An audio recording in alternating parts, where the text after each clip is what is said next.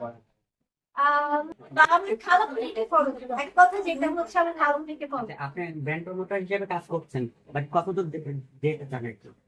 Promoter হিসাবে কাজ করতেছি অলমোস্ট ওয়ান।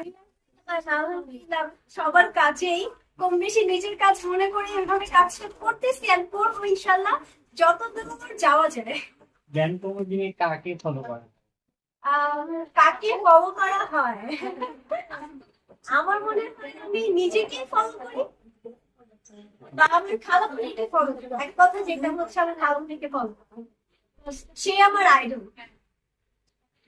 আর সামনে মানে এখন তো ব্লগ করছেন, প্রমোশন করতেছেন, but বড় পর্দায় মানে মুভিতে কখনো আসেন?